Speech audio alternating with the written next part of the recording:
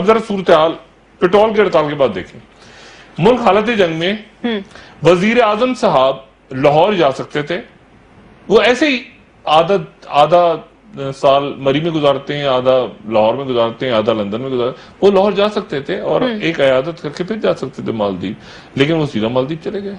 اور پھر army chief وہاں گئے, آرمی چیف وہاں جا کے اجلاس کر رہے ہیں, آرمی چیف لوگوں سے مل رہے ہیں, اور پتہ نہیں اس کے بعد مطلب یہ کمپلسیو انٹرونشن ہوتی ہی جا رہی ہے اس ملک میں.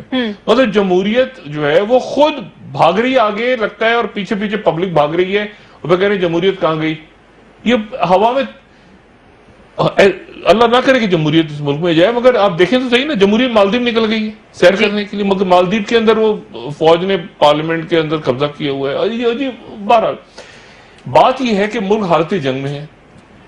آئل ٹینکرز نے ہڑتال کر دی ہے. مجھے یہ بتائیں, خدا نہ خواستہ اگر اس وقت کوئی دہشت گردی کا واقعہ پیش آ جائے, ایمبولینسوں کا پیٹرول, گاڑیوں کا پیٹرول, ہسپتالوں کے جنریٹرز, یعنی آپ دیکھیں جو ان سے کوئی مذاکرات کرنے کو تیار نہیں ہے.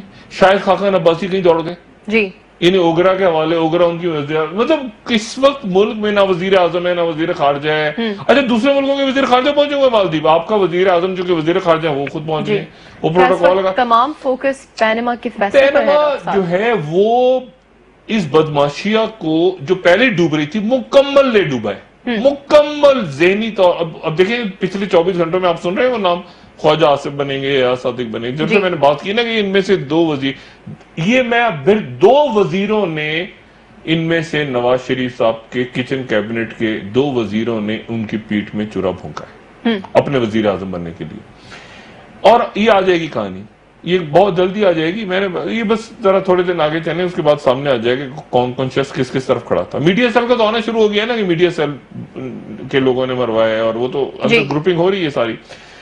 اور چودھری نثار خاموش رہے ہیں, امید ہے کہ وہ بولیں گے, انہیں بولنا چاہیے. میں بہرحال چونکہ ایرریلیونٹ ہوتے جا رہے ہیں, ادارے بھی ایرریلیونٹ ہو گئے ہیں, پارلیمنٹ ایرریلیونٹ ہو گئی ہے, وزیر ایرریلیونٹ ہو گئے ہیں, وزیر اعظم ایرریلیونٹ ہو گئے ہیں, سپریم کورٹ, فوج اور عوام اور بیوروکریسی ریلیونٹ ہے. آپ دیکھیں یہ کیسے پھر وہی بات کہ جو لوگ بیوروکریسی میں سے آئے, ان اداروں میں سے آئے, جے آئی ٹی کے اندر وہ اچانک جیسے ہوتا ہے نا کہ قوم میں ایک امید دلا گئے کہ کیسے زبردست لوگ موجود ہیں جو بک نہیں سکتے, جن کو آپ ڈرا رہے ہیں, دھمکا رہے ہیں, وہ نکل کے آ گئے. اور یہی توقع اب جج صاحبان سے, اور انشاءاللہ جج صاحبان جو بھی فیصلہ کریں گے وہ پوری قوم کو قبول ہوگا.